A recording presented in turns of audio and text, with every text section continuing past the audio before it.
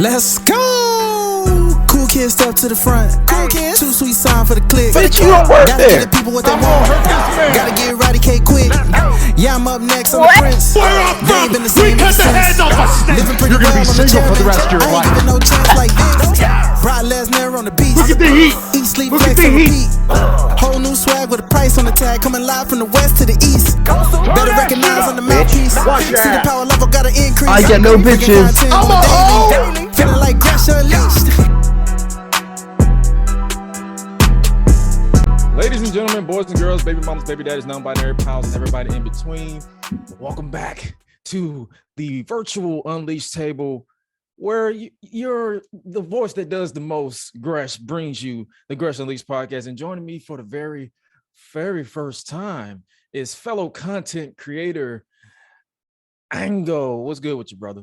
What up, player? Thank you for having me. About damn time, by the way. About damn time. Hey man, like you not the like it's so many people I want to get on in these interviews because people be thinking I'm just going to try to keep it exclusive to wrestlers. Like, no, I want content creators, people who do what I do, or who just literally who got stuff they want to promote. Like, yo, I don't have 1 million listeners yet. All y'all gotta do is share it. But it's like, yo, I need to have everybody on here so I can just have this conversation, just vibe and let people know that I ain't, because people assume when I'm on Twitter, they be thinking I'm like, I don't know how they perceive me, but I'm like, yo, just tweet me. Just don't tweet me think pieces or nonsense, then we good. Yeah. That's why whenever me and you have like exchanges, it'd be so cordial because I'm like, I know his opinion isn't biased or anything. I know he's not a stan, because I'm pretty sure I have a few stan accounts following me. And I'll be like, no comment. Yeah, fuck that. Can I swear on here? Yes. Cool.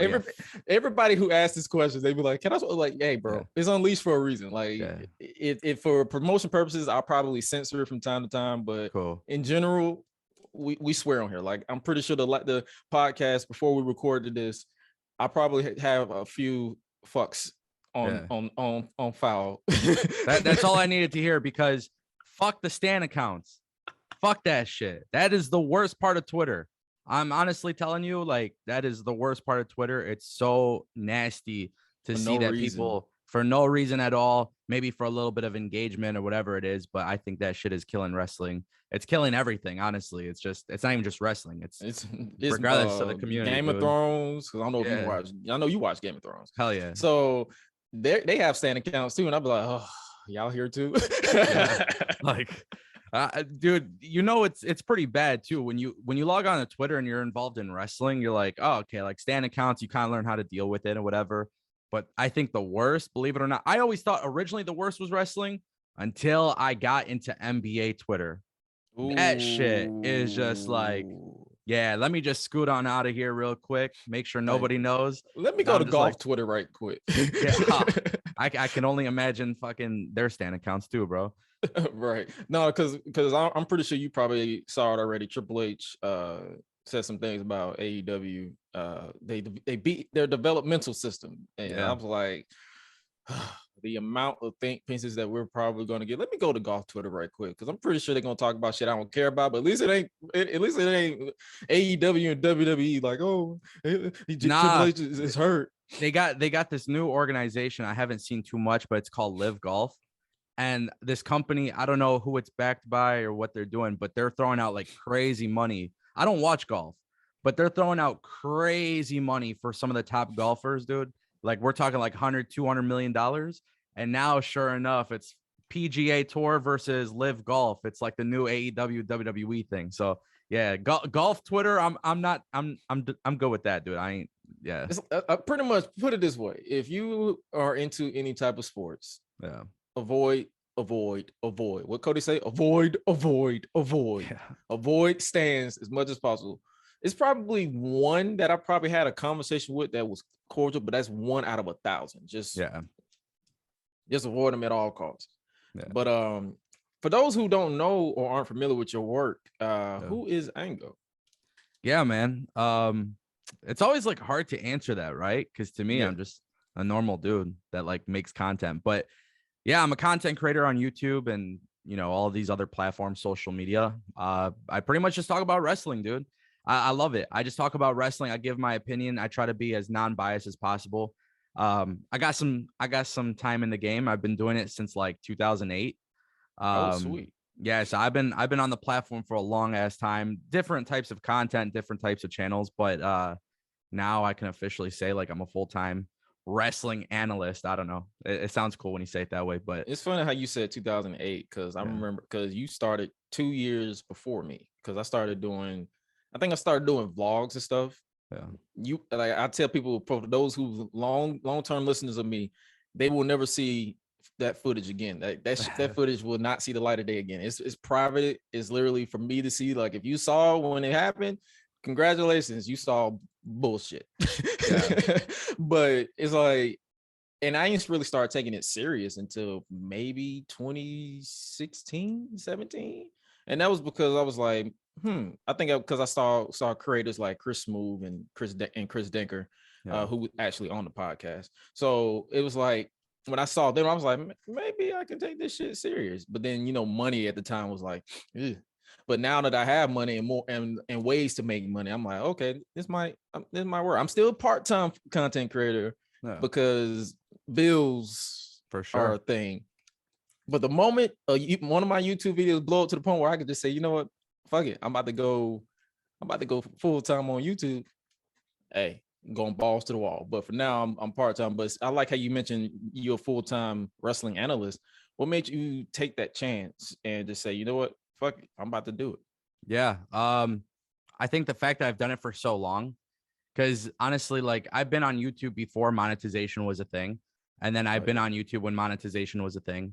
And then I kind of just seen like as time went on, dude, honestly, and this might sound crazy to most people, but I saw as time went on, like it still never hit its ceiling. Like everybody talks about streaming and YouTube. Oh, it's so big. It's so saturated.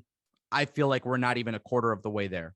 I think that like this is still an untapped market. And I remember, 1 year, it was like 2018, 2019, I paid for an office downtown and I was chilling, bro. Like it was sick. I also make music. I do other stuff. I just kind of wanted my own little office, get work done, hang out, bullshit, watch pay-per-views with friends, pizza parties, whatever. And I remember I was just doing like YouTube part-time. And that was kind of like my first taste of like, okay, I'm taking it serious now. Right. And then I remember, dude, like looking back, it was probably the dumbest mistake I ever made because I was still working a job 60, 70 hours a week. So next thing you know, like I'm in my office, yeah, and I'm making content, but I'm not really like, I'm not doing everything I should be doing. Like I'm half-assing it. And I went to All Out last year.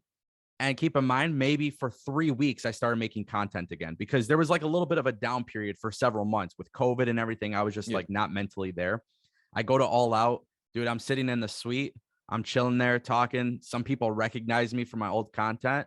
I got on that plane. I came back. I wrote my resignation letter.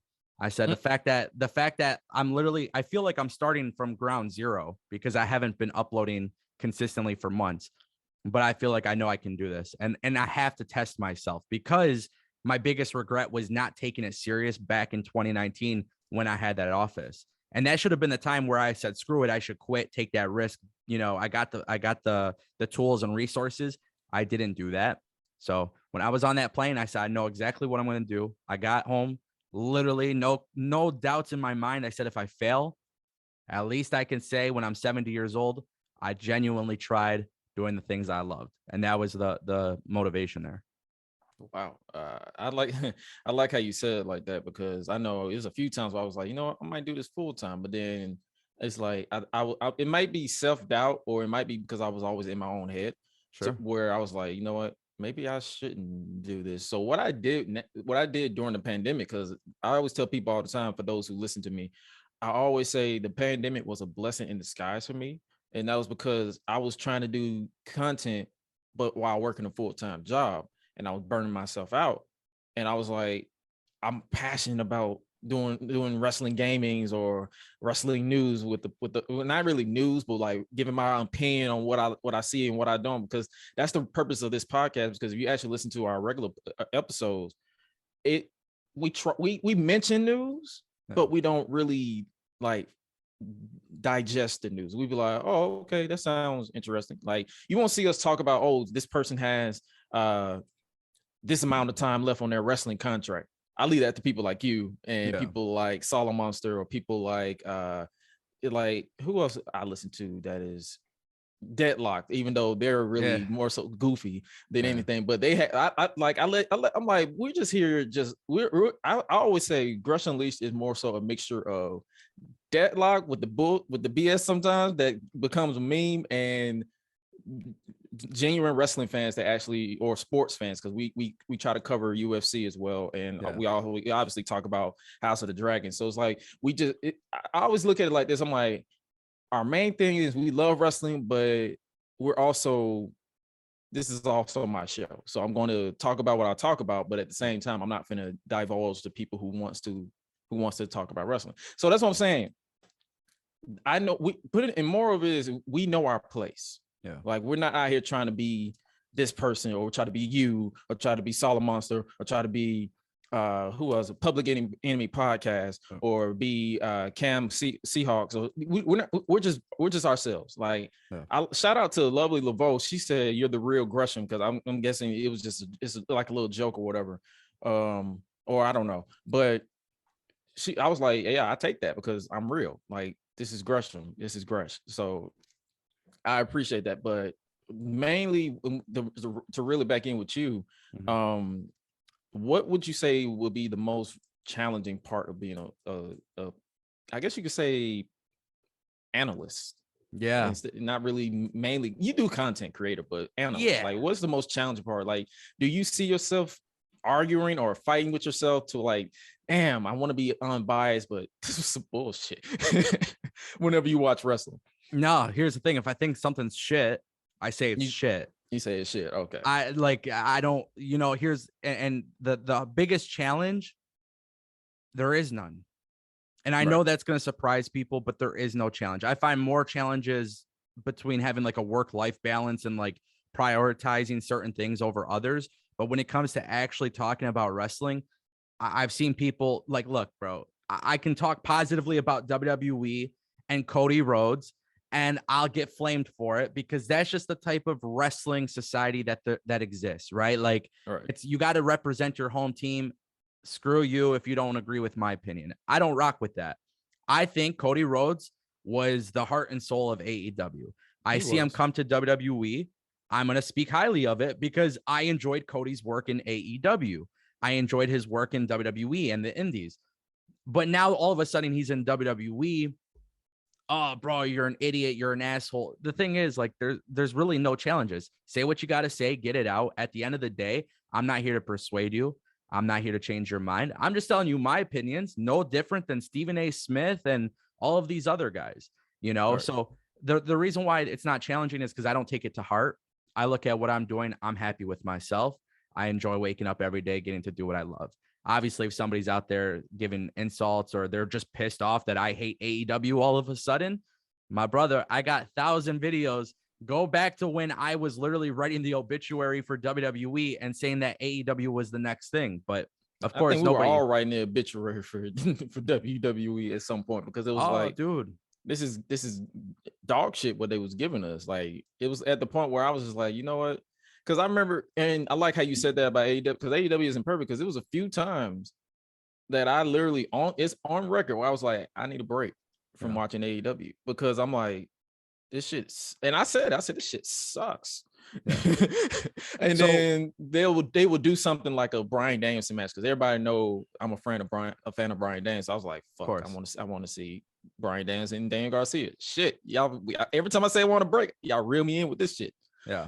So, but hey, I'm with you on that. Like, there's no bias. Like, yo, if something sucks, I'm gonna tell you. Like, hey, well, I was like, what up? Because I think on the last episode 18, we did we reviewed Dynamite. And I said, was this a mid go home show?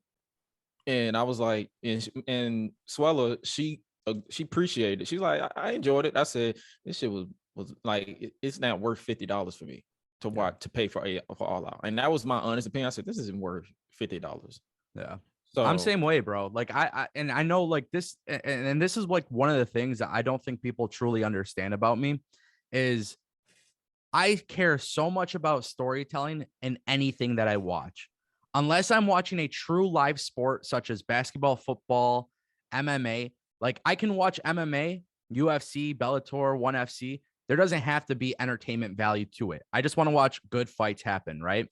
So with wrestling, sitcoms, movies, Game of Thrones, I care about the story. Some people don't care about the story, but for me, I care about the story. How you start the story, what you're doing in the middle, and how you get to the end. There has been so many times where AEW has told fantastic stories from beginning to end. And then what happens is immediately right after, it's like they don't know what the fuck they're doing. And I used to say this in the past. I said, this is going to be a problem for AEW if this continues, because they have really good storytelling, but you cannot be inconsistent with your storytelling. You cannot have one good story for Hangman Page and then just follow that up with a whole bunch of bad stories for Hangman Page, because it's going to make people lose interest in Hangman Page. And I think looking back, and it's so funny because I remember the pandemic. I hated wrestling during the pandemic. It just wasn't for me. I went back and watched it, and I was like, wow, WWE and AEW, that was their best stuff from 2020 to 2021. That was their best stuff during the pandemic because they were so focused on stories. They weren't focused on crowd reactions. They were able to get away with storytelling. So I think Roman Reigns and Jey Uso, prime 100%, dude. Look at how the bloodline is now. Like that stuff matters. And I was calling this stuff out with AEW in the past, bro. So of course, somebody who cares about storytelling, and I'm looking at a pay-per-view that's $50. I'm like, so what are the stories? Like, oh, Jack Perry versus Christian, great story. Ricky Starks versus Powerhouse Hobbs, two guys where I feel like they absolutely cannot lose. Yeah, like that's gonna be great. But like, why are we making these booking decisions? And why am I gonna spend $50 for two good matches? Because I don't care about anything else. There's nothing else on that card that intrigues me. Like we did our preview and predictions, and we do our speed round preview and predictions. But when I was sitting there like I actually sat down and looked at the card, it's like 14 matches. I said, why the fuck is there 14 matches? and you got NXT right before that too. And NXT, but the thing with NXT is 5 or 6 matches. And I'm like, I've seen the build for all of them, and I actually enjoyed it. Yeah, me personally. So I was like, okay. But when I looked at it, I was like, okay, I enjoyed the build to Ricky and Powerhouse. I enjoyed the build to what was the other match that you just mentioned? Christian and Jungle Boy, because it was like it felt like Christian was just in turtleneck and just going crazy. But then everything else, I'm like, okay, Jade Cargill and Athena, yeah, they had a decent build, but it's like, is it warrant a pay-per-view match? Yeah. You have this, and then you have the Thunder Rosa situation with the title, and I'm like, God, I'm tired of interim titles. Oh, I hate that shit in MMA, dude. I hate that shit in wrestling. There was a rumor that WWE was gonna do it because USA Network asked for it or whatever. I'm like, bro, I'm glad please. they said fuck no. Yeah, fuck that, dude. Because and the sad thing is, I'm a really, really big fan of that roster in AEW. I don't think a lot of people understand. Like, I've talked to several of them.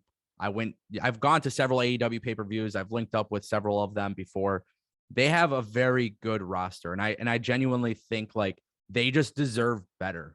That's it. They deserve better. And because I've seen signs of greatness in AEW, I'm not talking signs of good storytelling. I'm talking about signs of fantastic, absolutely incredible storytelling. The fact that I'm not seeing that across the board in 2022 is disappointing, because you bring up Thunder Rosa and the interim championship. And it's like, bro, like you ain't got to be all of this extra shit. Like you don't really have to try too hard. Like you can literally just go back to the basics and people will love it. Like, and it's my simple thing is, I think I saw someone put it on Twitter, someone I'm following, and they said, why don't you just strip the title and say, hey, Thunder Rosa got first crack. Hey, CM Punk got first crack when they're cleared. It's that simple. The interim shit, like it's at that point where I'm tired of seeing people with 2 belts. Yeah. Like I already saw, I'm tired of Roman with 2 belts. Yep. I'm tired of. I was tired of who else got 2 belts. I was tired of Sammy Guevara having 2 belts when he unified the TNT title. Yep. I'm tired, and I'm pretty sure I'm probably gonna be tired of either Thunder Rosa or whoever wins the interim title with 2 belts. It's like I kind of hope, like if they don't split the titles in WWE, I just hope and pray that Roman just say, you know what, I'm not carrying 2 titles anymore. Give me this solo belt because I am tired of this shit. Because it's like to me it feels like it diminishes the championship because got two championships, and it's a scripted sport. Let's just be real. Let's call a spade a spade. It's a scripted sport. So you're telling me that you just can't make me care about a rematch between the former champion and the current champion? Literally, it's not that hard. It's basic storytelling. Yeah. It's right on the money. That's a big concern that I've had because, like, first of all, you got to think too, Thunder Rosa's title reign since she's won the title, her chase was so much better than the payoff after the fact, right? Yeah. Like there was a story being built with her and Britt Baker for a long time. Now the title reign, like, completely, like, it's ass. I'm sorry. They don't care about Thunder Rosa. So how can I care about Thunder Rosa? And the sad thing is too, right? Like, Toni Storm probably would be a great champion. Just the fact of her holding an interim championship makes me feel like she's not even the real champion to begin with. So, like, why do I care? So you've already told me, you told me you don't care about Thunder Rosa because we see how much TV time and how much importance she's had on television since she's won the belt. But now I'm supposed to care about the next champion, who, by the way, is just going to be an interim champion. Like, I'm good, dude. We don't have to overcomplicate things. I'm not saying Vince McMahon is the greatest fucking storyteller in the world, but what I am saying is he ain't doing interim championship, and that is good enough for me. So I'm pretty sure somebody probably would have brought it to his attention. He was like, "What the fuck? Get this shit out of my face." Yeah, bro. It's scripted entertainment, bro. It's scripted entertainment. Vacate the belt. Do a tournament. You guys do 100 tournaments anyways. Just do a fucking tournament. Call it a day. Have somebody win. Great. Thunder Rosa's #1 contender. Now you're going to have her cut a promo for 3 minutes on TV because you ain't going to give her more than that. So have her cut a promo saying, hey, I didn't actually lose my belt. I vacated it. I want the first crack at you on Dynamite 4 weeks away. Blah, blah, blah, blah. Every week you start doing some storytelling. Okay, now you actually turn Thunder Rosa heel. Now Thunder Rosa goes heel, ends up winning her belt back. And the cool thing is, kind of like trilogy fights in the UFC, you know, like you could build actual stories. If you want to be a sport, go build these trilogy fights, make them feel like a big deal, make the posters, Thunder Rosa versus Toni Storm 3, like, good storytelling doesn't have to be that fucking difficult, bro. Make the rankings matter. Because don't get me into that. Don't get me into that, bro. Don't get me into that shit. That is the worst shit I've ever seen in pro wrestling. Nobody will ever change my mind. I fucking hate the rankings. Oh god. Every time I see rankings, I'll be like, FTR been #1 contenders for like 3 months. So why the fuck do I? And then you got Swerve in Our Glory versus the Acclaim in a random thrown together tag team match at the pay-per-view. I'm like, you really want me to keep my $50, don't you? Sad thing is that match is gonna slap. Yeah, that match is gonna slap. Like, and I always say this about AEW, and maybe I'm right, maybe I'm wrong. I'll let everybody kind of like form their own opinion, but I always say AEW can have the worst pay-per-view build in the world. It doesn't matter. Their pay-per-views, because of the in-ring action, the atmosphere, the energy, the crowd, the experience itself is wonderful. I've gone to AEW pay-per-views where I was not thrilled about the build, and I've had an amazing time. That is one thing that AEW does so well, is the live experience. But guess what, dude? I don't care to go spend money on tickets, and I don't really care to spend money on the pay-per-view. I will. It's my job. I talk about it. I'm going to do a live show, all of these different things. All and honestly, I'll probably enjoy it. Swerve and Keith Lee versus the Acclaimed. Like, it sucks that it's really just thrown together last minute, because these 4 guys can have an incredible storyline. They have the charisma. They have the promo ability. They have the wrestling skills to do it. Like, to me, it should have been a fucking big feud, but yeah, that's just the way they book. So it sucks, because I see what you're saying. Keep my $50. Dude, I don't mind giving them my $50, but you got to make me care for it. The only reason I care more about the potential of something than the actual build up to something. That's the problem I have. I think that match is going to slap. Oh yeah, and that's what I'm saying. This is not me, because people who are going to listen to this is going to hear this after All Out. But at the same time, it's like, you got to make me want to go back to watch it. Because it's very rare that I rewatch the full. Honestly, I don't think I've ever rewatched a full AEW pay-per-view. I probably rewatched a match if someone put a clip on it on Twitter or something. But I've never. Yeah, I've never kind of think. Yeah, I've never went back to watch one full AEW pay-per-view. And it may have to do with the fact that that I think it disappears after a certain while on Bleacher Report. Yeah. But at the same time, it's like, damn, y'all not giving me a reason to want to go back and watch Chris Jericho versus Orange Cassidy in a Mimosa match, or or Lionheart Chris Jericho versus who did he face? Was it Moxley? You're not giving me an incentive of going to go rewatch that match. It's just like it to me, it feels like AEW is just a match. It matches happen and then I just move on. Yeah, they do. And, you know, that's why I want to see them win so bad, because the quality of matches that they have are great. Like they really do put on great matches. Like, I guess that's one of the best things when your booker is like a 14-year-old kid who fantasy book shit. You know, you're going to throw out some banger matches, right? But Right. also at the same time too, like I want them to win, because imagine if you're attaching really good storytelling to absolutely everything on your TV. That's the perfect product, dude. Yeah. And that's now Triple H is in power. Triple H gets that. We know this. We've seen it before. People talk about the black and gold NXT. They talk about 2019, 2020. They talk about that version of NXT. I always say the real black and gold brand was 2012 to 2016, 2017. That's when NXT takeovers had not only really good storytelling, but really good banger of matches. And I look at Tony Khan and I'm like, dude, not only can you replicate that, but you ain't doing that shit in Full Sail. So you're amplifying that. Right. He just doesn't do it, bro. It's like, I want you to win. I want you to win so bad. I want you to do well because I've seen you do so great. But it's like, he's so obsessed with signing people. That's one of my biggest gripes too. You should sign us, dude. Right. It's like, bro, sign me. If people call me Shields on Twitter anyway, sign me, give me a check. If WWE or AEW hit me up with a check, I'll take that shit. You can call me a shield. I'm getting paid for it. That whole thing is just social media talk, bro. I know. It goes back to the Stan accounts, and I love laughing at people because I'm like, shit, you telling me if WWE don't throw a contract at your face, you'll be like, yeah, I'm gonna be loyal to my Twitter followers and not take this check. Bro, it's a job. It's a job. It's how you support your family, how you support wife, kids, anything. I don't know. Like, to me, dude, I that's where I hate social media. I do see myself kind of backing away from social media from time to time. Oh yeah, I have to do a mental reset because Twitter isn't real. Yeah, bro, it's those fucking Stan accounts. Dead ass, dude. Think about it.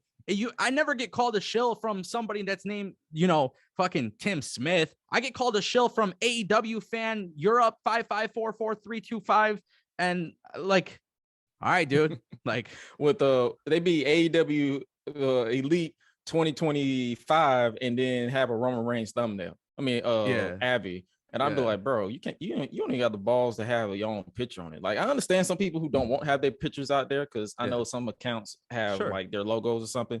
That's understandable. But it's like, bro, you're talking shit to me behind a Twitter account. Yeah. It's like, bro, if you see me in the streets, you're gonna be like, hey, can I take a picture?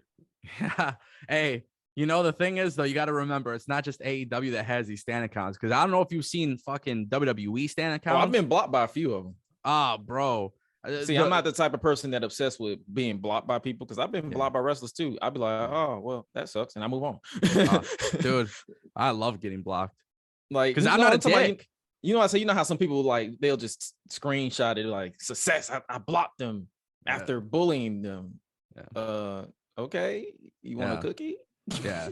I never understood the whole thing of getting blocked because for me personally, I don't like, the one thing I don't do is I don't talk shit personally about wrestlers. Right. I might say, hey, it was a bad promo. I might say, hey, I didn't really care for this match, but I'm never a dick. That's one thing. I'll never be a dick about like the wrestlers and shit. Because at the end of the day, it's scripted entertainment. I try to focus on booking, storylines, sometimes match quality. I don't even focus too much on match quality. Hey, it was a good match. It was okay. It was whatever. But sometimes I'll get blocked from wrestlers and I'm just like, damn, bro, I actually respected you. Now it's like, why did you block me, dude? What did I do? Did you block me? But then I don't care. I move on. Yeah, you'll think about it for a second. I'm not going to say that like I don't care. I'll be sitting, I'm like, well, damn. Because I forgot what wrestler. I think it was a situation with ACH from NXT. And I was at the time, I was like, I don't think you should do this, that, third, handle it on social media. But then I kind of experienced something similar to him at my old job. So I was like, well, damn, maybe I shouldn't have been so quick to jump the gun. But it's a few wrestlers from that situation that blocked me because of that. And I was like, well, and so I think when that happened, I kind of got that motion or that memo where I'm like, 9 out of 10, if someone blocked me, I probably deserved it. So I don't obsess over it. Like, you don't see me, you don't have my Twitter banner of someone blocked me, because some people actually have their Twitter banner of someone like Matt Riddle or Chris Jericho blocked them. They'll have their Twitter banner, that person, you can't see this person's tweet because they blocked you. I'm like, wow. And that reels back to fuck you, stand accounts. Yeah, fuck all you stand accounts. Dude, it's crazy you mentioned the blocking thing, because the one thing, like, I just recently did it with Baron Corbin. He's blocked me forever, but like, he's literally blocked me before he even became a name in WWE. I never interacted with Baron Corbin. A lot of people don't actually know this. He's one of my favorite wrestlers in WWE. There's a lot of stuff I enjoy about his work. I feel like with character work and stuff and wrestling. Right. But it's so funny because I remember I got blocked by him, and I was promoting my stream, my final stream on Twitch, and I was like, yeah, I'm gonna just throw this image up and just see what happens. No response. I think I got like 2 likes on the Twitter. Like, bro, nobody fucking cares if I got blocked by a wrestler, you know? But the one thing is, we talk about wrestlers we block. We never talk about the wrestlers that show love for what we do. And that's like one thing that, like, I know maybe some people watch YouTube and they don't realize it, but these wrestlers, these promoters, the staff of these companies, they watch what we do. They listen to what we do.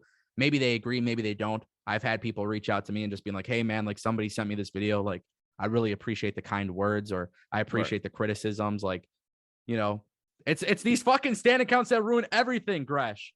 They ruin every fucking thing on the internet, dude. They'll take a snippet of our criticism and be like, oh, they're talking shit about Sasha Banks, or they're talking shit about Naomi. They're talking shit about who else is like, who got stands? They're talking shit about Liv Morgan. And I'm like, no, if you continue with the literally the clip that you cut off, if you continue with, I said that was my criticism, but then I gave her praise. Yeah. So it's like you're trying to, quote unquote, control the narrative, but I don't care about all that. Fuck that shit too. Oh yeah. Strowman. We about to get the Strowman Express again. Choo, choo, choo. I put that video out because it's funny how, because that was around the time where I was just trying to figure out what I was going to do content wise with wrestling, because I was pretty much, because that was around the time 2K20 hit. Yeah. WWE 2K20, and that was just dog shit. Yeah. So I was trying to figure out what I was doing content, and I was reviewing Raw, and I think I did that video. It was one episode of Raw. It was in the Thunderdome, and then there was when they added the effect to Braun Strowman's little running around the ring. They said, and then I said, you know what? It took me back to when The Rock did the so what I did was I mimicked him, and I just put The Rock. So people was expecting the Strowman like a train thing, but I just said, yeah, Strowman about to hit that.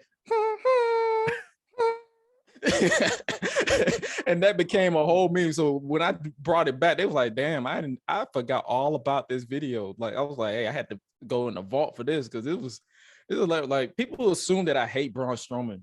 Yeah. Or any of these wrestlers. No, I'm just joking. Like, it's Twitter. Yeah. I joke about 99% of wrestling. You'll probably get me saying something sucks for like 20 minutes, but then the 90% of it is literally me just saying, well, I'm going to make a joke about Strowman and the Strowman Express, or I'm going to make a joke about, or I put the ether beat behind Seth Rollins and Riddle's promo, and I'm like, this is jokes. Like, laugh or keep it pushing. Yeah, like, if you don't see it, if you don't find it funny, just keep it pushing. Yeah, life is too serious, bro, not to laugh sometimes. Like, it's okay to fucking laugh, bro. That's one thing I learned about being a content creator. Like, when I went full time, I was like, you just got to enjoy life a little bit. And I started realizing, because I would take things serious, you know, especially on social media. I'd be like very serious and whatever. It's like, I try not to push out memes, this and that. Dude, half of my social media consumption at this point is just watching memes. I just want to laugh, dude.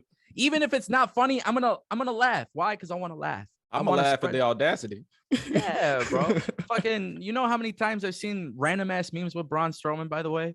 I probably seen the one that you're talking about, the one that you posted. Honestly, I feel like I've seen it before. You probably have. Like, yeah, I feel like I did, and I feel like I remember laughing hard as fuck about it because that dude, that's what it should be.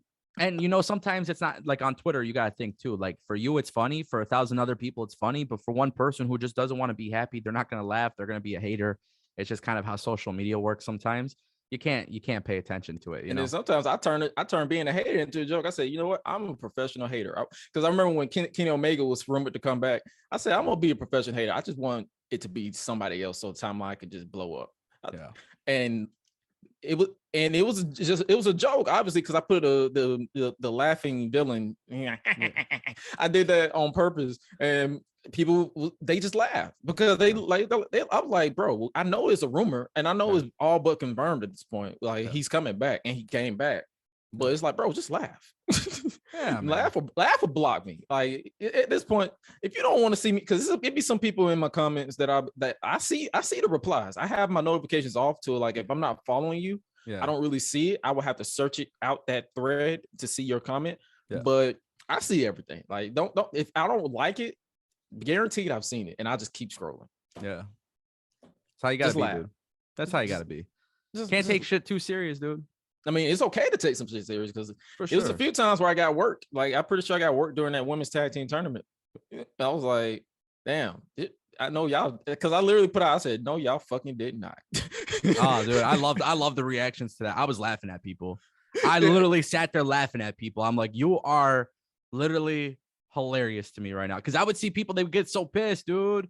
Any person I see on my timeline, as soon as I'm scrolling, I see people getting mad about it. I'm like, what's there to be mad about? What, like, again, and that's the thing about wrestling too that I've learned is, like, it's not about just letting things play out, right? All right. As somebody who covers wrestling, I understand I'm not going to have the results that I want every time. The people I would push as world champion, like, it's very different from what Triple H or Tony Khan can do. But I see people complaining about it, and I see everybody getting worked up and all heated and shit. I'm just laughing. I'm like, I'm glad you're mad. I'm so glad you're mad right now, because you're going to get the payoff that you want eventually, and that moment will come. And then you'll actually experience true happiness, because you realize, like, it was all part of the plan. You know what I mean, dude? I'm telling you. The beauty behind me with that, when I put that out, is the very next day. It's some people who were probably talking about it, like, still today. Yeah. The very next day, I just laughed at myself. I was like, you fucking Mark. There's nothing wrong with that, dude. People, hey, how many times do people call you a Mark on, like, YouTube comments, Twitter, whatever? Oh, you're a Mark. A lot. Like, it don't matter what you're tweeting about either, but you're a Mark, right? Yeah, I'll be like, it was in the actual, like, catchphrase of the podcast itself, because I was like, oh, what's up, Marks? It's literally on my Patreon. If you support me on Patreon, nice cheap plug, patreon.com/Gresh it's literally the golden marks, the marks, and the club. So I'm like, this is all, like, bro, we're marks, bro. At the end of the day, it's okay. It's okay to get worked. I've admitted where I'm like, bro, I got worked. Yeah, fuck. I fucking got worked. Isn't it kind of cool to get work though? Like, I don't know. Like, and I think, and that's the one thing, like the MJF stuff with AEW, or like the CM Punk backstage stuff. It's like, to me, it's not a good work if you expect it to happen, if you expect it to be a work. The cool thing about the Io Sky and Dakota Kai losing, I just didn't expect it. Like, bro, I'd be talking to my videos. I'm like, it's very obvious they're going to win. Like, there's no way in hell. Dude, they did it. And I'm like, I paid attention to the match. I saw that Dakota Kai wasn't the legal woman or whatever. Like, I was paying attention to these small little things. I realized Aaliyah was not working part of the match for most of the match. Like, she's barely wrestling. I was like, yo, there's more to this. I can't believe that they're doing this to me, because they don't do this to me. Under Vince McMahon, it just kind of happens. Like, all right, here's what you expected. Here you go.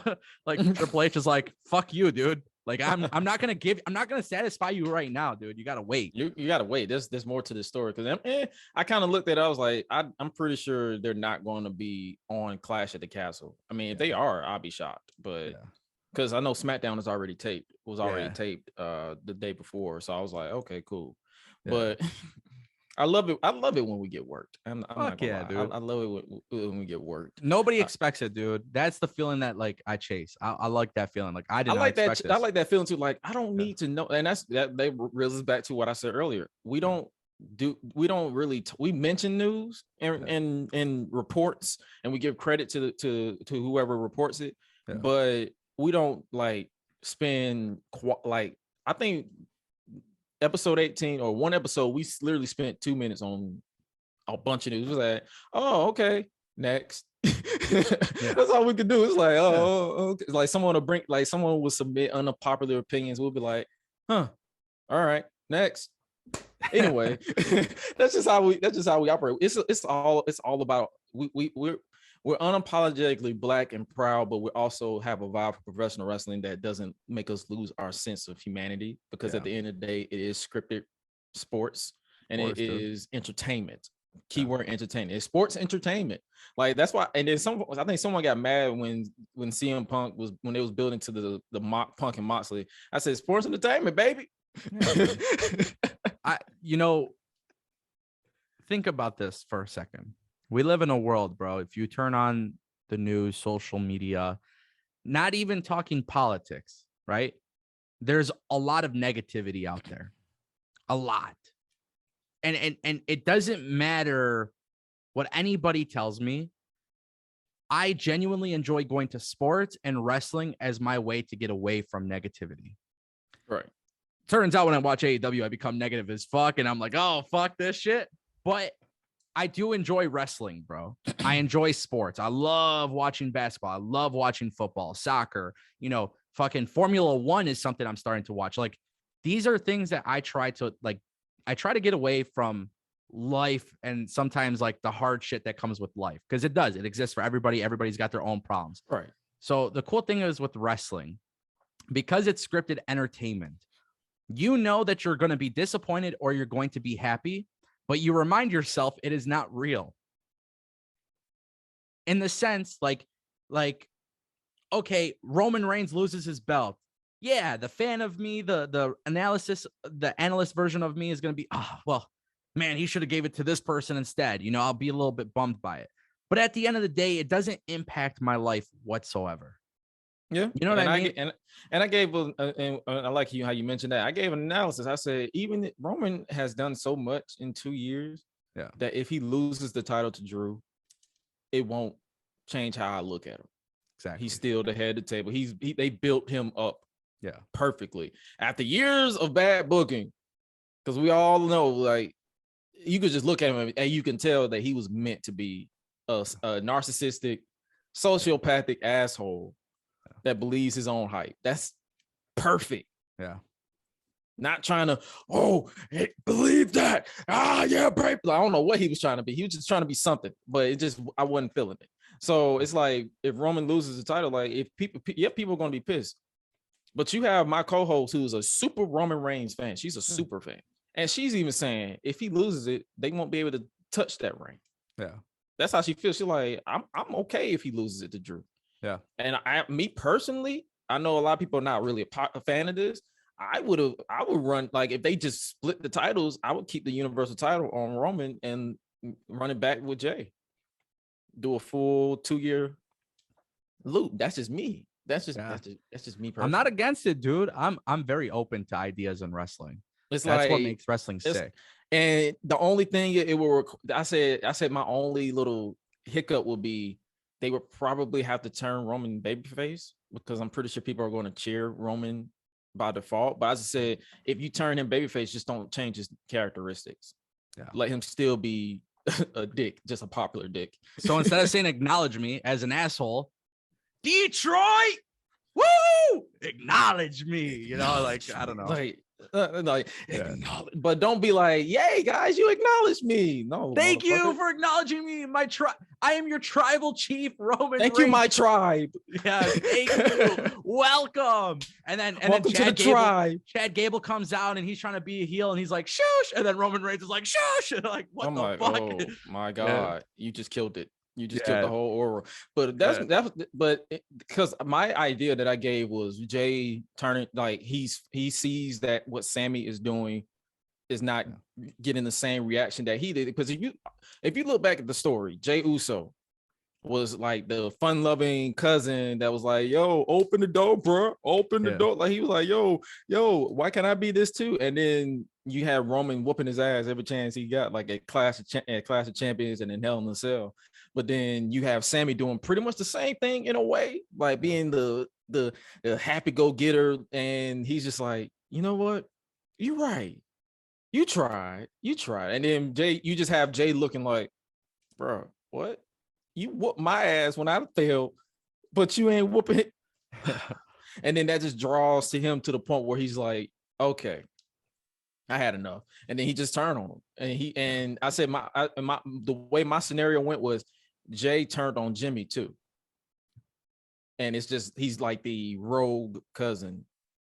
I love it because you gotta think, bro, families got their own issues in real life. I was the older cousin that was whooping all my little cousin's ass. People literally say like, they're like, you know, especially with the bloodline, oh, they're family. It's going to be so weird when they split up. Dog, really. Families got their own issues. Have Jay Uso come back together. Yeah, for sure. Family has some issues. Hey, you know, here's the thing, man. Jimmy and Jey Uso are talented as hell, but we've known them and we've seen their evolution as the Usos forever. The bloodline was the first time where I looked at both of them individually and said, man, both of these guys could be single stars. They could. Like, they have the ability to do it. They can connect with the audience. I know a lot of times people talk about Montez Ford and Angelo Dawkins. I think both of those guys could be single stars. That's how I feel about the Usos. I didn't start feeling that way about the Usos until the bloodline came around. So the cool thing is, like, you got a lot of tag teams in WWE who are ready to be single stars. Let's mix it up. Let's change it up a little bit. Let's do these things. Because if we get Jey Uso going off on his own and he completely disowns his family, bro, like, have him leave SmackDown, have him go to Raw, do his own thing for a little bit. And then eventually he crossed paths, maybe at Survivor Series, he crossed paths with the family. They want to talk to him. Hey, man, like, you're not answering our calls. You're just doing your own thing. Just have him, like, be this heel persona. Right. Have him walk away from them, shoulder tap, you know, like, fuck that. I'm done. I don't respect you guys. And then eventually, after he's told his stories as a singles guy, cool, you guys can reunite, have those big time matches for WrestleMania, whatever it may be. Yeah. That's what I'm saying. It's like, I feel like there's so much like depth they can go, especially now with Triple H in charge. You know how he likes his depth. Yeah. And I was even surprised with this, the initiation of the Bloodline on the event. So I was like, oh wow, this is actually compelling. But now I can imagine what Triple H will do, and hopefully that happens, because I'm like, I understand people like they want The Rock versus Roman, but I want them to swerve us and to say, nah, here's Jimmy or here's Jay versus Roman first. Yeah. We're running that back one more time, and let's see if Jay can, now that he's under the tree, like now that he understands Roman's mindset, now will he be able to use that against him on his own? If there's anybody who knows him better, it's Jimmy and Jey Uso. It's the right hand man. Yeah, it's the right hand man. I love it. The right hand man knows all your secrets. Like, you're the right hand to the king. Yeah. Game of Thrones reference. Yeah. So if you are the right hand to the king, you know this man's weakness. You know his pattern. You know his what makes him tick. You know where to draw the line and how to break him mentally. You're getting into the mind of the sociopath that broke you. And now you're about to be the monster that he created. I love That's what I'm saying. So people can say, oh, this is the most overhyped story. That's your business and that's your opinion. I don't give a shit. I love it. But I love the storyline. It's, you know, I understand that he's not constantly defending his belt. That's one of the issues I've had with it. But I see a lot of real life similarities with the bloodline. I see that as a way to, like, if WWE really wants to make it get personal, if they really want to make this kind of like the reality era, blur the lines between work and shoot. I mean, they've done something with Roman Reigns and the bloodline. They can easily do it. And that's why I think, like, under Vince McMahon, I would have said it's going to be Rock versus Roman. That's it. There's no payoff to it. They're going to drop the ball. With Triple H, he really, really wants this to be a successful product. And I think he just gets it, dude. He understands. I see a lot of people who are telling me they haven't seen the difference in WWE programming. They ain't watching the program, because if I watch the program, bro. I've been watching it. The little things, like people in the background doing promos. You see them, like, it looks like it's GTA. It's Grand Theft Auto. It's a live universe. Yeah. It's not just an isolated situation. Like, you'll have like on Monday, you have Edge and Kurt Angle doing what they're doing, but then you have Dom and Ray in the back just chilling and having a conversation. Like, they don't look like it's not empty. Everybody's doing something. There's a transition to everything. There's no cut. It's literally like, okay, I'm done with that. the comedy. Now I'm finna get serious. Yeah. And I think that's the perfect. I mean, that right there was such a small change that immediately made me think like, because Dewdrop and Dewdrop and Nick, Nikki SH. Yeah. They were arguing in the background. I'm like, yo, like that's sick because eventually they're going to split up. Maybe even by this weekend at NXT, they do it. Right. But like people will be like, oh, well, they haven't been telling a story. No, their story is not big enough to take up TV time from other people. But what's really cool is WWE made sure when they were seen it backstage arguing back and forth in the background, you should go pay attention to that. Actually watch the TV when you're watching it, because now it's not like, hey, I'm going to watch Raw, but sit on my phone, or I'm going to watch SmackDown and sit on my phone and tweet, not looking at the screen. Oh, what the fuck? How did this happen? Oh, I wasn't paying attention. Now Triple H is kind of making you say, look, like anything can happen at like any the point Dexter in time. Loomis being a security guard for like a split second, and then they did a quick transition. You was like, dog, that was cool. I didn't catch that. That was cool. I didn't catch that. I did not catch that. Yeah. I love shit like that, bro, because it's the small details that matter. You know, it's just a whole different level these days with WWE. And look, it's not gonna last forever. They're gonna make bad decisions. They're gonna make booking decisions that won't be popular within the IWC. But you can make bad booking decisions. That's okay. What you can't do is tell bad stories. And what you can't do is not utilize your talent. And so far, Triple H has found a way to do good stories, make everybody feel important to the show. That's the stuff I care about. Now, just keep it up. Keep the momentum. I see he's going. slowly fading out the 24/7 stuff too, because I haven't really been seeing. They should do the 24/7 championship. 100%. I don't know what they're doing with it, because it's like I don't know if they're gonna take, like, I'm intrigued. Will he go full throttle and just go crash Holly and just go with shenanigans, or are they gonna, like, because for the past, how long he's been there in a month, so I haven't seen that one 24/7 segment. Everybody's been doing serious shit. So yeah, I like the idea of everybody doing serious shit, but I think wrestling is fun with shenanigans, right? Like, you gotta have it. Guy. Yeah, I am too. I love, like, a lot of times, like, people will criticize AEW for it. I used to. I'll tell you, I used to hate Orange Cassidy. The first time I seen him, I was like, what is this whack shit?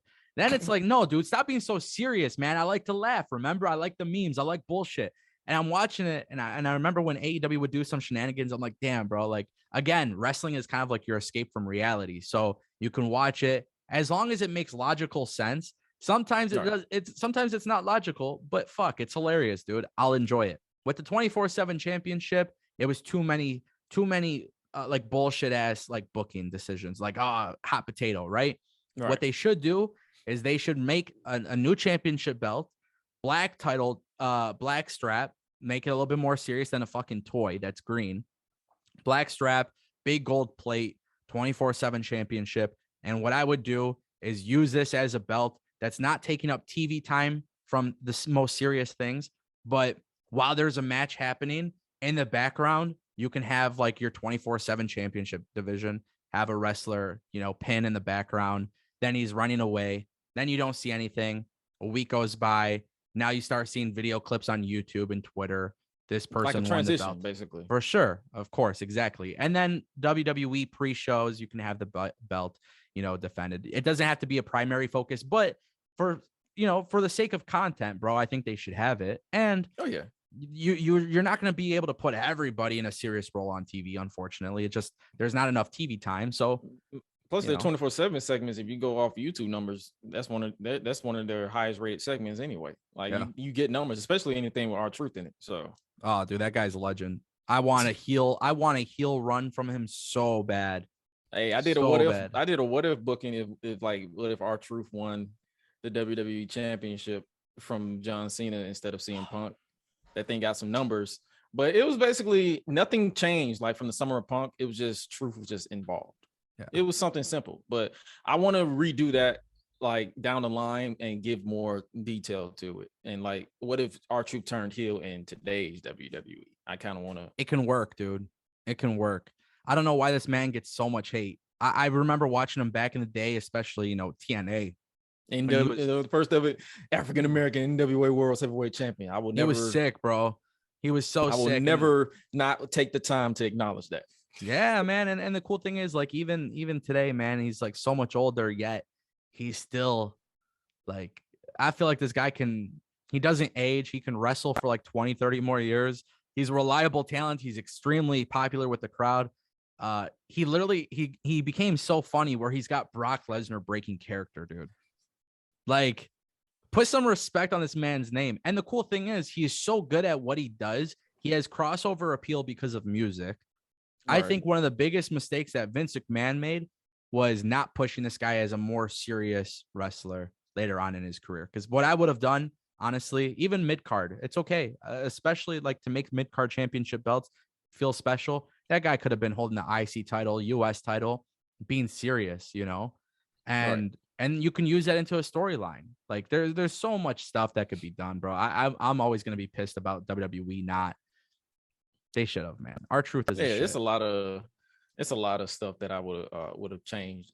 And then, but at the same time, that's the beauty behind it, is because you can't change it, but you can also you can wish, because there's a lot of stuff I would change in the past that I've seen, because I've been watching wrestling probably longer than I probably than I should have. So yeah, that's what I'm saying. I've seen Attitude Era, I've seen Ruthless Aggression Era, I've seen New Era, and the Reality Era. I've seen pretty much everything. Like it'd be so much stuff that I've seen that until someone put a clip on Twitter, I'd be like, oh yeah, that shit did happen.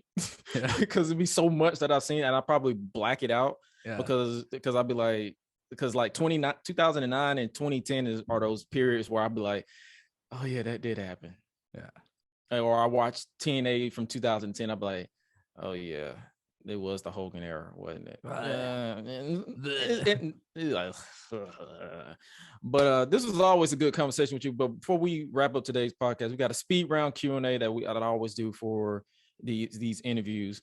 First up, I want you to list 10 of your favorite wrestlers, past and present, not exclusive to WWE. Wow, speed round. That's a lengthy. Speed round is not really like a limit. It's just like, okay, cool. Give it to me. Top 10. Yeah, top 10. Great. So John Cena's on the list. John Cena, Undertaker, Stone Cold Steve Austin. I throw Roman Reigns on that list. All right. I got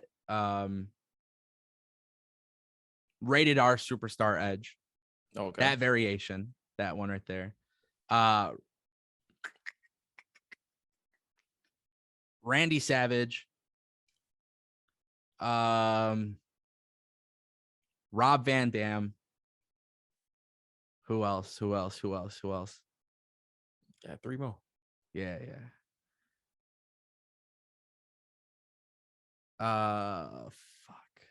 Rey Mysterio. Okay. For sure, Rey Mysterio. He's on that list. Carmelo Hayes. Okay. He's up there, bro. I fucking love that guy. Kenny Omega. Okay. That's an actually solid top 10. Yeah. Different eras, but also like Rob Van Dam was sick. I loved a lot of WCW luchadors and shit, and it's tough. Like I like Undertaker. I'll probably remove him off my list too. Like there's just some shit. Like there's just some wrestlers. My top 10 does change pretty often. Yeah. No matter what though. I don't know if I said The Rock. So if I didn't say The Rock, I'm stupid. But The Rock and Stone Cold Steve Austin are always like top of my list. Believe it or not though, they're controversial. I'm not a Bret Hart or Ric Flair guy. Don't care about Goldberg. No one cares about Goldberg. I don't care about I don't know, man. I didn't care for Ric Flair or Bret Hart. I didn't care for them. You know, just Shawn Michaels. I didn't care for him either. Yeah. To be honest with you, I didn't really care for Shawn Michaels until like later on in his career. Because even though he was good in the ring, some things I can skip over and be like, that happened. Yeah. I want you to list 5 dream matches for current wrestlers you feel that's still possible. Like any like five like one, this person versus this person. You don't have to give us full scenario, just like 5 dream matches you think that can be possibly created like today. So like with legends too? It can be legends too. It can be it could be anything. Just my 5 dream matches. Yeah. Okay, cool. Let's see. Ooh, this is good. You're making me think, dude. Shit. Let's see. Kenny Omega and Roman Reigns Okay. for sure. That's on my top for sure. Cody Rhodes, John Cena. Let's see. Young Bucks versus the New Day versus the Usos versus the Street Profits in a 4-way. Fatal 4-way.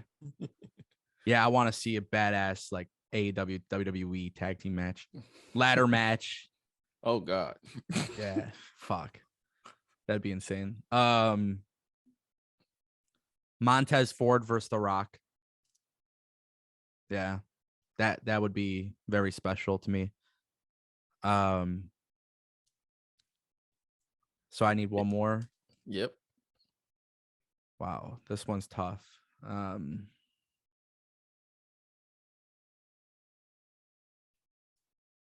Honestly,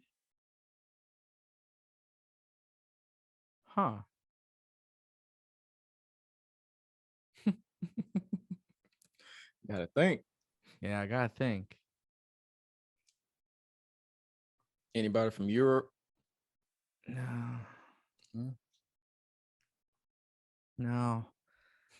I'm trying to think. This one's tough. These are just matches I would like in particular. So let's add, just for the sake of it happening one time. Right. I would love to see MJF versus The Miz. I know that's crazy.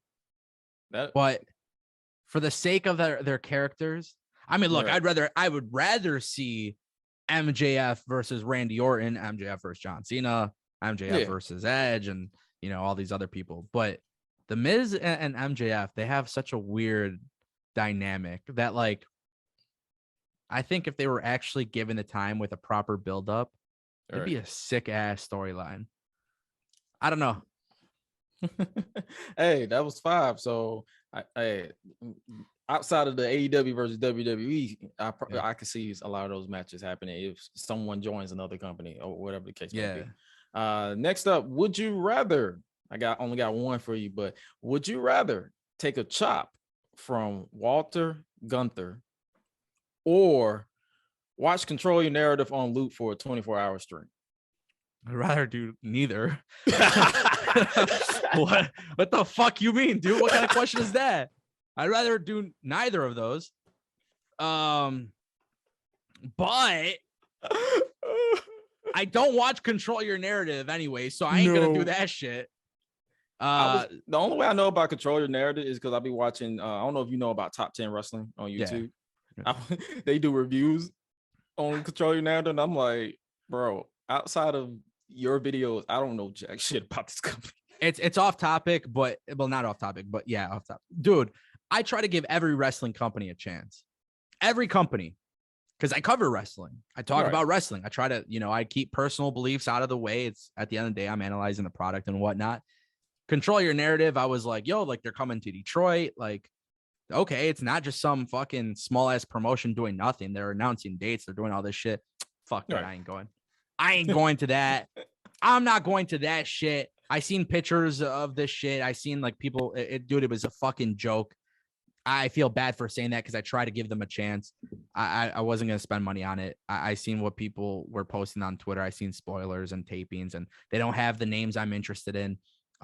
Fucking Gunther could chop me 100 times in a row. That ass. I'm not even. That's why I said, hey, I ain't. You only get one. You only get one because one to knock the soul out of me. I don't need multiple ones. Gunther will take it easy on me. He's just gonna go. Boop. Like, all right, thanks, dude. Here's that 100 real quick. Let me slide you that 100. Appreciate you not fucking breaking my body. My chest plate. Thank you. Yeah. Thank you.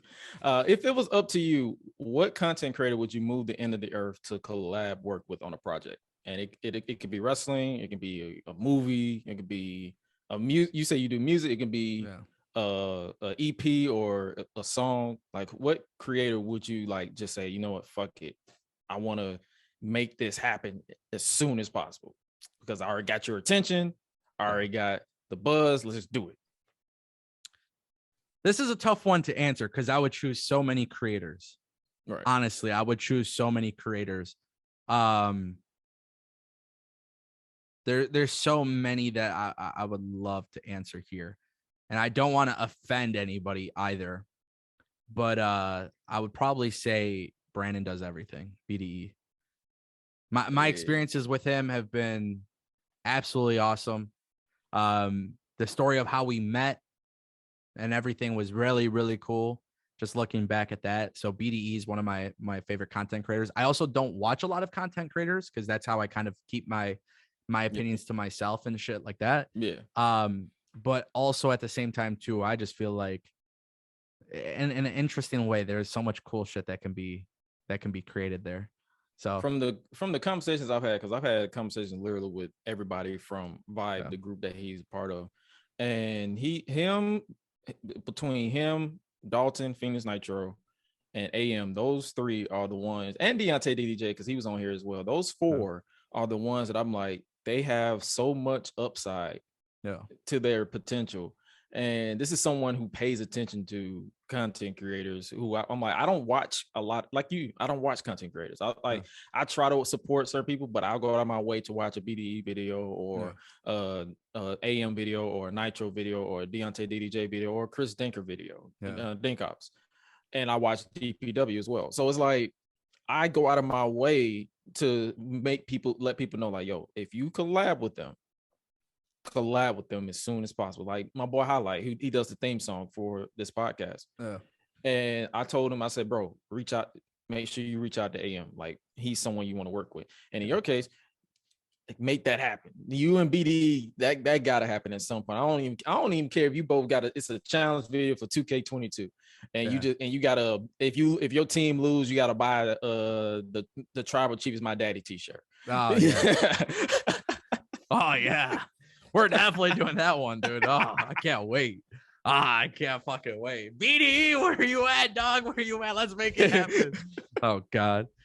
Yeah, no, I mean, like I said, there's so many I would choose. But I feel like, especially being in the wrestling space, and I know a lot of times people watch my videos and they don't really get to see my creative, like, artist side because my content is super simple. It's more about the analysis and what I'm talking about. But I feel like creatively, me and Brandon would probably make some really dope content. And I very much think that, like, being in the wrestling space together would be cool. Outside of wrestling, I can name a million. But yeah. BD is the answer. That's your answer, brother. There we go. Last question. Who's on your Mount Rushmore of professional wrestling? We talked about your 10 favorite, but who would you like put above your top 10? Like, who would be without question? And I guess what's the Mount Rushmore number? Is it 5? Yeah, I believe. Yes, 4 or 5. It's like 4 or 5. I think it's 4. 4? Okay. Maybe it's 5. Yeah. I don't know. Maybe. Yeah. So I'll give you Google 4. it. Okay, give me 4. I'll give you 3. I'll give you 2. Actually, no, I'll just give you 1. All right. Well, looking back on my list too, back to my top 10. Let's remove Undertaker and put Daniel Bryan. Okay. The fact I didn't put him on there is fucking ridiculous. Fucking stupid. My Mount Rushmore, The Rock, Stone Cold. The Rock, Stone Cold, John Cena, and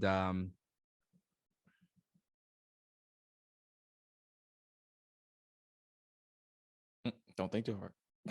Fuck, my brain hurts, dude. My fucking brain cells are like The Rock, Stone Cold, John Cena. And honestly,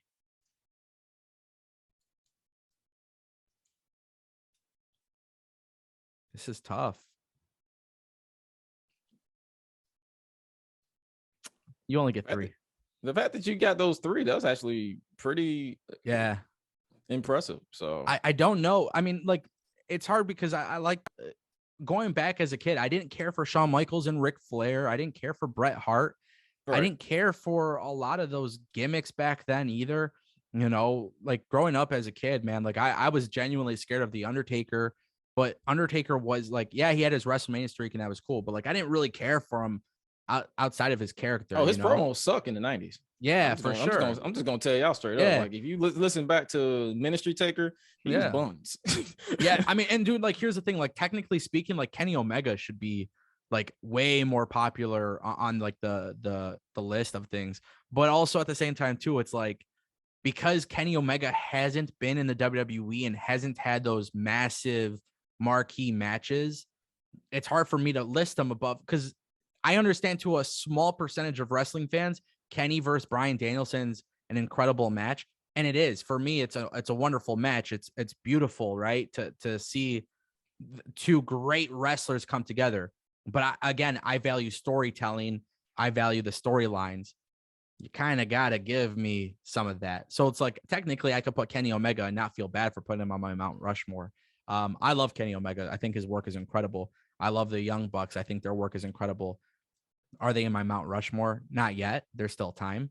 But for sure, I would say John Cena, The Rock, Stone Cold. I think like you can even argue Triple H in a certain way. Certain times, yeah. Certain times, you know, I think Brock Lesnar as well. You know, like Kurt Angle, Chris Jericho. I definitely can see, like, I can definitely see them being on the list. But truth be told, I don't feel comfortable putting them on my list. I feel like I would need a lot more time to think about it. But for sure, Rock, Stone Cold, and John Cena for sure, top three. And that's the beauty behind Mount Rushmores of anything. Yeah, it's always changing, it's always evolving. You're never going to have just an undisputed, this person's on my Mount Rushmore, because I'm pretty sure at some point some people put Hulk Hogan on their Mount Rushmore, but but you got some people like me who kind of can't really separate the person from the character, and I just be like, fuck Hulk Hogan. That's just me. Oh, dude, 100%. I mean, you can't deny what he fucking did in wrestling. You can't deny what Chris Benoit did in wrestling. You can't deny some of these things, but you have to, you can't separate the two at some point. Some things are bigger than wrestling. Right. I try telling people that all the time. Sometimes things are just bigger than wrestling. Also, fucking Hulk Hogan went to TNA, so fuck that. He fucking ruined TNA. So you're not even on my fucking list regardless. The only good thing about Hogan era of TNA is we got a short-lived heel turn of Jeff Hardy. And that was because I was a personal fan favorite of the heel Jeff Hardy. Oh, and by the way, Jeff Hardy, another person that could have been on my top 10 list. He could have been fucking Mount Rushmore. He was part of one of my favorite tag teams as a kid growing up, but the dude fucks up all the time. So it's like, it's hard to support you when it comes to the real life shit. You know, it's just, again, like, I'm not trying to be a dickhead, but like, there's just certain things I can't excuse, right?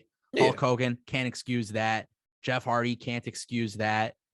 Chris Benoit can't excuse that. I mean, unfortunately, like, no, it sucks. There's no, that's why every time I see Benoit trending, I as the conversation. Yep, nope, not doing that. Not doing this discourse today. Nope. Yeah. I'm going to make me a bologna sandwich. Nope. Yeah, dude. I'm with it. Trust me. You gotta, like, I understand people saying, hey, you should try to separate the two, but sometimes it's just bigger than wrestling. I'm not trying to separate the two. I'm not. Like, bro, you literally changed my whole view of wrestling for a long ass time. Yeah. So it's like, no, I'm good on that. Y'all can do whatever y'all want. I'm not trying. We're not here to try to convince you to change your opinions on people. But it's just like, at the same time, y'all can do whatever the fuck y'all want. But I know at the end of the day, it's fuck Benoit, fuck Hogan. Yeah, dude. And that's why, like, look, there's no denying their skills and their accomplishments. Just like for me, as somebody who was not a fan of Bret Hart, Shawn Michaels, like Ric Flair, there's no denying that they were fucking one of the very best. I just personally didn't care for that. I always liked watching, like, to me, I always cared about the guys who weren't always perceived as the top stars, because I want to see them get to the finish line. That's kind of where I always fit in. You know, it's like when Jeff Hardy versed Undertaker in the ladder match for the Undisputed Championship, right? Like, I loved Undertaker as Big Evil, Dead Man Walking, all this bullshit. But I really want to see Jeff Hardy win, because that would have been cool as hell. You know, so like, there's just I've always cared a little bit differently about, you know, I'm not always eye to eye with people on that stuff, but yeah, fucking, can I sit here and deny how good Shawn Michaels and Ric Flair and Bret Hart were? No, they were absolutely incredible. I felt like Owen Hart was the better of the two. You know, some people don't like that, but I just kind of always felt that way. That's just kind of the way I saw wrestling. So my Mount Rushmore is always going to fucking change, but I don't think you can take off The Rock, Stone Cold, or John Cena. Nah, I think behind wrestling too. It's subjective as hell. Like, at the end of the day, you're not going to have people agree. That's the beauty behind life in general. Everybody is not going to agree on everything. And if I had it my way, by the way, if I had it my way, Carmelo Hayes, MJF, I'm very, very high on Carmelo Hayes. I think this guy he's going to He be got so much. him and Braun upside. Breaker are going to be the next Randy Orton and John Cena. Like they're going to be the top two guys. Hands down. But like I look at guys like that, MJF, Ricky Starks, Powerhouse Hobbs, Wardlow. I look at I look at that kid in NXT Diamond Mine, the Creed brothers. Like the I Creed look brothers, at these. yep. Oh my God, I look at these guys. I'm like, the future of wrestling looks bright. In my own perspective, the Mount Rushmore is definitely celebrating the past of wrestling, but I like to look to the future of wrestling. Right. Whereas back in the day, I didn't really care for the future of wrestling because companies really weren't getting us excited about the future. They're always pushing the old ass fucking wrestlers. I didn't like that. So now it's like, okay, cool. We got Braun Breaker. We got this person. We got Wardlow. We got MJF. We got, Sammy Guevara. We got a lot of talent. Darby Allin.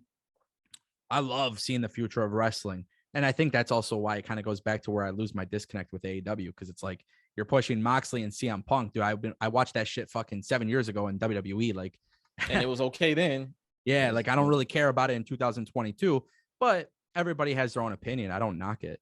But yeah, Mount Rushmore, fuck that shit, dude. Who gives a shit? Right. Beep, beep, beep, beep, beep, beep, beep. Yeah, you're gonna have to censor a lot of this, dude. Oh, no, they're all right. They're all right.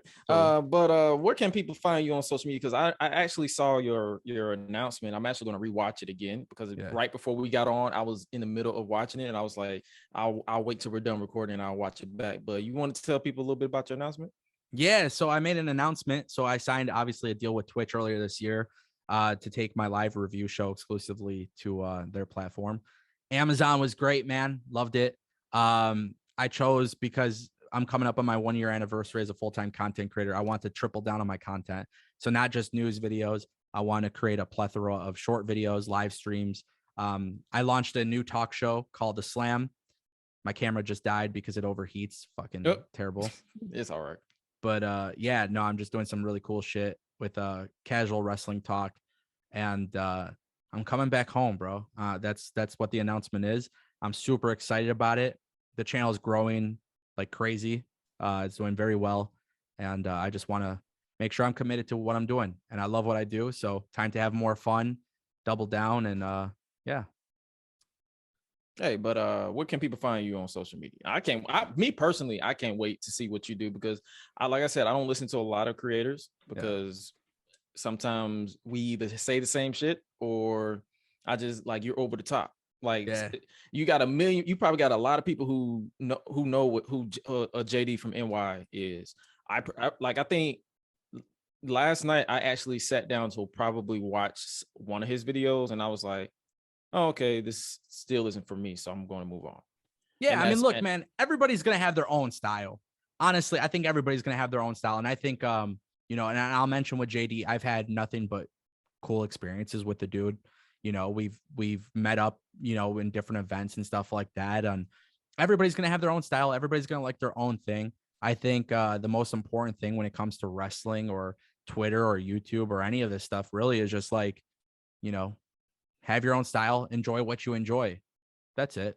I don't watch content creators mainly because I like to focus on my own content. I like to come up with my own feelings and my own opinions. I don't like to have outside influence. So me personally, I choose not to watch other people. But at the same time too, if somebody watches my content and they're like, oh, well, Wrestle Talk is funnier, or what culture is funnier, or JD is more passionate than you, or this and that. It's like, cool, man. Like, do you? I would prefer that you go through multiple avenues. I think that's healthy. I think especially when you're talking about opinions, I think you should hear more opinions. But I'm not going to change who I am for you to subscribe to me. You either like me or you don't. You know, exactly. I've always kind of been that way. That's why I kind of try not to push like subscribe. I'm like, hey, if you fuck with me, let's do it. Yeah. If you don't, it is what it is. But where can people find you on social media if they haven't already followed you? Yeah, social media. I'm on TikTok, Instagram, Twitter, Facebook, MySpace, Pure Volume, Netscape, LimeWire. No, I don't know. Twitter at the official Ango, Instagram and TikTok, Ango Clips. And then I just launched my new website, ango.live. So you can see all my content on there, merchandise, newsletter. You can donate. You can do all this cool stuff, business inquiries. So I just recommend people go to www.ango.live. Because all my content merch stuff there. Slam is one of the shirts that I see on there. I might end up copying one of these shirts. Yeah, I mean, it's cool, bro. The Slam is like, I wish I can tell everybody more about it, but it's a wrestling talk show unlike anything else before. And I'm super excited about it. It's not a typical review you got show. A whole lot of Yeah. merch on here. I'm gonna have to really cop some of this merch.